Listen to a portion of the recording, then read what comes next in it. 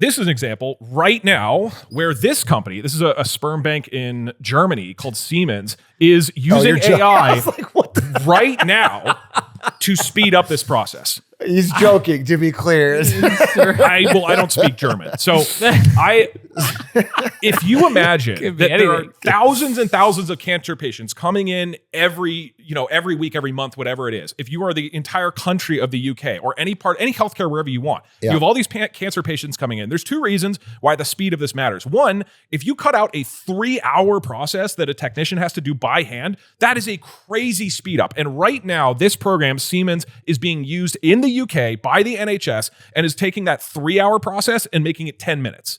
That is a crazy reduction. Not only does that mean a technician has way more resources to spend on additional patients or focusing on reviewing the, let's say, 95% of this that's done, and they make sure that it all looks good and check it off and everything. Not only that, as a reminder, it's really fucking important to get cancer patients into the hospital. As time goes on, the cancer is growing and potentially spreading. If you get somebody into, it's a very common story that you get diagnosed with cancer and you can't start treatment for weeks. Sometimes you can't get a scan for weeks, right? And this is terrifying if you're like, there is maybe a malignant tumor that might spread and make me ineligible for surgery and kill me. Every day matters. And so if you imagine that this kind of process gets us from, we can see, let's say 100 people a week to 150 or 200, or you get patients in a week earlier than you would have otherwise. This is potentially life-saving stuff. This is a big okay, just a question deal. on this process as someone who also played World of Warcraft in high Yes. school. So, okay, Yes. let me just, simple question. What you're describing is, it is taking the images from the CT scan or the MRI. Yes. And instead of a human putting them all together into a composite, it is using machine learning on 1 million composites. Yes. To determine what the likely best combination is. Yes. Yeah.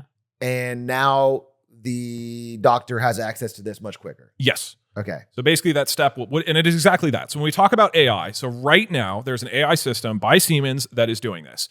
Generally, the way you make an AI system like this is you need a whole lot of data from what humans did in the past, where they figured out, here's what a person's contour looks like. And they then feed that data into one of these systems. And by doing that tens of thousands of times, the system can now extremely quickly look at a new patient and go, okay, I get 99% of what this is. So that is fundamentally what's going on, something we'll come back to. You need a lot of data to start this off for most of these services.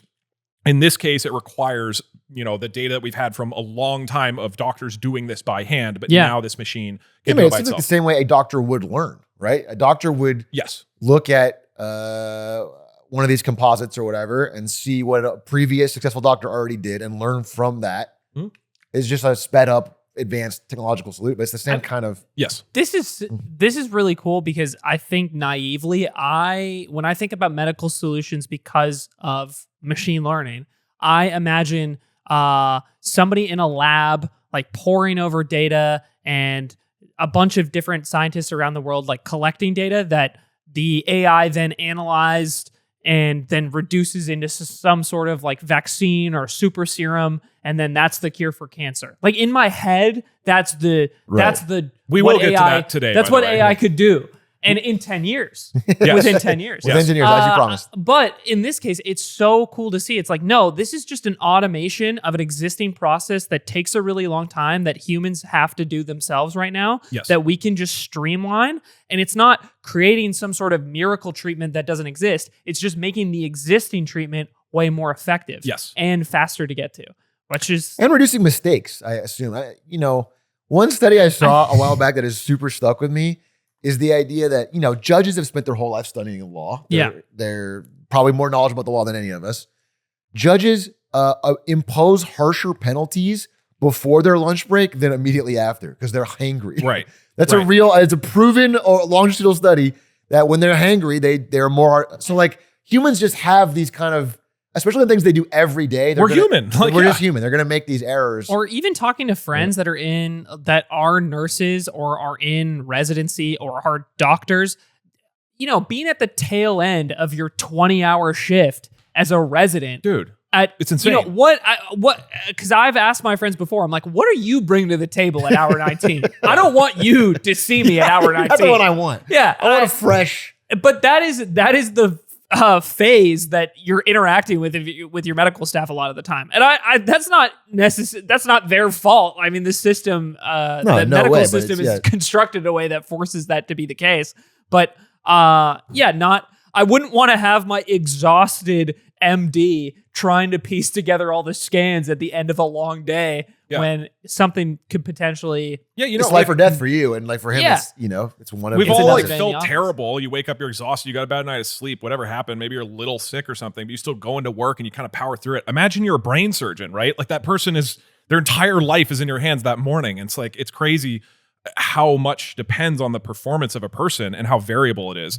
One of the things with this family member of mine who passed from pancreatic cancer over the past 2 years, they got to a point where chemotherapy had gotten them to where they were eligible for surgery. Mm-hmm. So eventually they did surgery, but we talked to 3 different surgeons who gave 3 completely different answers about whether or not there should be this surgery for the pancreatic cancer, right? Yeah. So again, it's like, even when these are 3 of the top doctors in the country, even when you talk to them, it's like people have different perspectives of what's going on. So one of the things that Crafted mentioned, who again does this radiation oncology work right now, is that as you can imagine, different people have different specialties in the medical field. So some people in this process of treating cancer patients with radiation might be a little more skilled at one area or better at detecting certain types of things, right?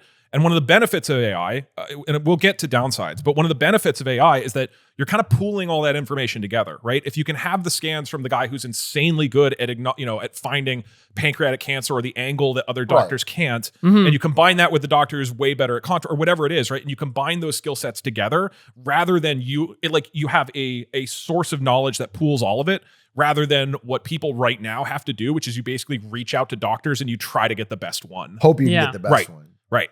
Yeah, I think that do you know what sort of feedback has there been on this so far? Because I imagine this is similar to self-driving in that the obvious benefit is that by automating this, you could potentially make it way more effective, safer, cheaper, etc., right? Yes. But much like self-driving, any accident that is highlighted is, even if it's by the stats, maybe more effective than the human it's replacing, it becomes a gigantic story or fear that any accident or failure is happening at all, right? Yeah. So it's not seen as an adequate replacement for the human equivalent until it's totally perfect. Yes. So has there been, what is for example, the one we're looking at right now, what is the effectiveness of this so far? What's the pushback? Yeah. So, and we're going to keep, right now, we're just talking about what AI is doing currently in 2025. Yeah. And then we're going to get way crazier over the next 30 minutes. But yeah, right now, so there's a lot of hesitation. For Crafted, who is doing this radiation work and talked about this, for his experience, it's faster and there's less errors actually than humans doing this. So it seems to largely be extremely positive. There are, of course, long-term questions, though, of how do you train somebody to be good at this in the first place and be able to come in and review that end process if you weren't grinding and doing that first thing. There's ways around this, but every industry is asking this right now. For example, coding, same question. You're like, should a person learn the fundamentals of computer science, or what if they just use an AI and never learn them, right? So this is very interesting. How do you teach new people in the field to be able to oversee AIs? So there's a long concern around that. It's very useful when you have an expert paired with AI who can make things quicker and easy, but they have the expertise to check it. But I do understand the issue with new people in the industry, it's where they don't get that expertise and they're still using can't I just type it into my TI-84? Yeah, that is an interesting... ChatGPT, I'm asking you to do it. Yeah, I mean, so with software, it's I have a computer science degree. I went through learning the foundation. When I use an AI, I can check off everything it's doing. And then I have friends who are learning from scratch with ChatGPT and they barely know any fundamentals at all, right? And so there's a very interesting broad question about learning. So that's part of it. I think there's also a lot of resistance. Talking with my sister, who's again a nurse practitioner, resident nurse. Oh my God, RN, resident nurse. Registered nurse. Which is right below being a doctor, basically. Cool. So, Wait, I'm sorry. So go ahead. It doesn't really matter. Point being, she works in primary care. Okay. And so she described a lot of her, and also my mom is a physician. So a lot of doctor people. Doctors in the family. A lot of doctors in the family. You went into tech though. Yeah. You're kind of a black sheep. My parents are doctors. My brother and brother-in-law are doctors. or in the healthcare field. My cousins are doctors, my aunt and uncle are doctors, and me and my brother play video games. But you said I don't want to help sick people. No, well, so I actually was like thinking about it, and then World of Warcraft came out. I was like, I want to make video games. And now, hey, who's having the bigger impact on the world now? We're podcasters. We're the most important bigger people. problems. We are solving it right now. Saving lives. And so she talked about how there's a lot of hesitation for multiple reasons. One is people in the medical industry are having the same experience like we talked about earlier that everybody else is having, where some executive barges in and is like, you're gonna use this AI chatbot, and it's just not gonna save us so much money. Right. Use this to reply to your patients. They're just like, oh my God, no. So there's a lot of resistance that is justified. There's a lot of resistance in the medical industry generally to change things. There's a lot of old crotchety doctors who just don't. Sure. And my dad experienced this when he was trying to get doctors to switch to telemedicine. So much resistance because these doctors who had been in the field for 30 years didn't want to do it. They're just like, no, don't want it. I don't want to see. They need to come into the office. And it's like, dude, this is clearly going to be helpful for many patients. So it's partially just old guard kind of vibe that people being averse to change. And it's partially, it's not there yet, right?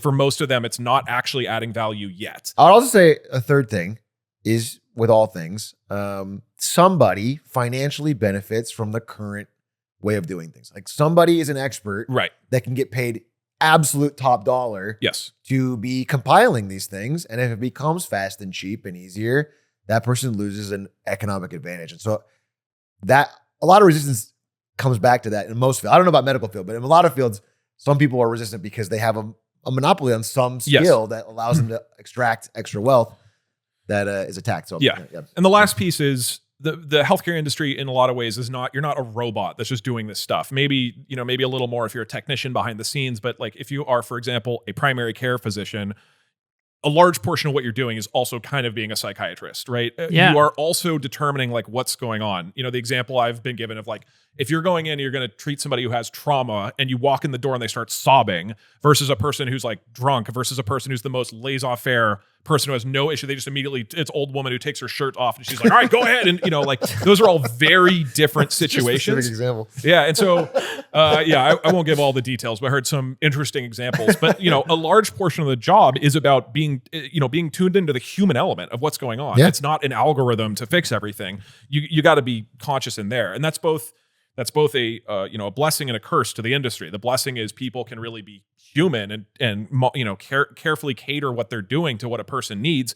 And on the other side, not everybody can do that, and it's almost unfair for us to treat the healthcare system as like, you should listen to all my woes and be, responsible for everything, which is one of the reasons that so many people in primary care feel so overwhelmed. And everybody I've talked to feels like it's overwhelming right now. Yeah, I've heard that as well. So this is some of what's going on right now. So now we're going to start to accelerate. All right. This is one example that we've talked about. And now let's talk about a lot more stuff. Turns out this example with radiation of helping speed up the process, cutting that 3-hour thing down, is being replicated in a lot of different areas. This next one, if you pull this up, Perry, Page AI. So this is a company right now, a healthcare medical company that is helping speed up cancer diagnosis. So again, we talked about how biopsies is where you actually get cells from the tumor and then you analyze it to go, okay, what type of cancer is this? Confirm, is it cancer or not? This software does that same thing. It is looking at an image that it's been trained on many, many, many biopsy images. It now knows how to recognize cancer in biopsy images extremely fast. So doctors can get the sample, feed the images of it to this AI, and now it's able to diagnose exactly what's going on much quicker. This is FDA approved for prostate cancer detection. They're expanding to other cancers. Again, this might sound like, why is that a big deal? But if this speeds up how quickly you can start cancer treatment, if you're a patient who if you're given, for example, pancreatic cancer, which you very well could have a couple weeks to live if you don't start treatment, this is a big fucking deal if this cleans off an hour or 2 hours. Does this mean when I start logging into places and I have to do a CAPTCHA, it's going to be 4 cancer cell images and I have to pick which one? Pancreatic. That's what are they going to use me for training? It's crazy. Like tumor cells in the body all look like letters that are a little distorted. Stage 3 or 4. I just need to get in my Yahoo. I just want to log in. Because I'm always picking the one that has the bus in it, and I know they're using me for training, Doug. And I picked the wrong one, or it's half a bus and it's not right, and I get logged in. I hate it. But okay, I see this. The cool thing with this is I imagine outside of cancer, anything that is image diagnoses based, right? Like I just sprained my ankle pretty badly 4 weeks ago. Yes. Anything that is a break, a sprain, like your fracture, crack, a torn ligament, anything that could be identified through imaging, you could compile a database of different breaks or issues, and then have the tool reference the database and then pull an immediate diagnosis. That is amazing. Pretty cool. Yeah. I mean, I imagine there's some sort of maybe like downside here with protection of your medical data, something like that. Like we have this, we have counterpoint. I'm a tech bro. Don't care about your data. Okay. Now we will talk about data. Yeah, that's a key part of this. I wonder how you can. Am I crazy? That's a good question. We'll talk about that. Yeah. It's interesting to see that this would clash with some level of modern, like HIPAA regulation, right? Yes. This would clash with that, and the data or the pool of data to reference might not be possible to build with the current regulation. And who gets to own that data? Is it private companies? Is it the government? Who gets to take advantage of that? But I'm just thinking about my experience walking into an urgent care 4 weeks ago, trying to figure out how bad my ankle sprain was and how long this was going to take to heal, what I should do. It's like I got an x-ray. And so having that be verified quickly through a giant system of all the people who have been imaged before me, millions of other people, that sounds amazing. Yeah, and that's a mild thing, right? So I'll rapidly go. So you've picked up on the pattern, which we were working towards. This is all image-based stuff, right? Yeah. So let me hit with a couple more. This is Viz AI. They basically, once a stroke patient comes in, so stroke is where there's blood flow blockage in your brain in some way. This is like every minute that goes by, your brain is dying faster and more. Like it is super time sensitive to treat somebody with stroke. You get them into the hospital, you do a scan, and then you need to look at the scanned images of their brain and go, what type of stroke is this? What's a reasonable treatment? And if that is typically 30 to 60 minutes, Viz AI can knock that down to a couple minutes, right? And that is a huge deal. If you're talking about a 5-hour process, knocking out 45 minutes and allowing the treatment to start faster might literally be the difference between you have your legs functioning or not, right? This is a big deal. Again, this is serving 45,000 healthcare providers right now. It's been acknowledged by the government. Some Discord folks suggested one from Super Levis in the Discord. Singapore, I think I have it up here. No, that's another thing. Okay, well, I'll just list out. Singapore has been like their National Healthcare Innovation Center has been funding AI projects that are like doing eye scan really, really quickly. And so now they're able to do mammograms and eye scans way faster than they were before with higher accuracy and get more treatments through. This is currently happening in Singapore and a bunch of areas. Denmark released a 3-year study that shows that with breast cancer radiology or the breast cancer analysis, if they use AI systems to, again, basically analyze the image that come from these scans that people are doing to see if you have breast cancer, that it is dramatically speeding up basically, how they're able to detect these things and how quickly. It's always Denmark and Singapore, bro. Yeah. I'm sick of them. Yeah. I'm sick of them. I am sick of this snootiness of the Nordics, dude. It's like, oh, what is this cool breakthrough? Where is this happening? Oh, interesting. It's the same 3. We added a burger where you can have the donuts instead of the buns, and I don't never see that coming out of fucking Denmark. That's actually next week's episode. That's actually. I'm going to put 45 on that. All the foods at the KFC double chicken. Next week is live at the State Fair. We're frying everything. We're eating everything, and we're giving a middle finger to Denmark.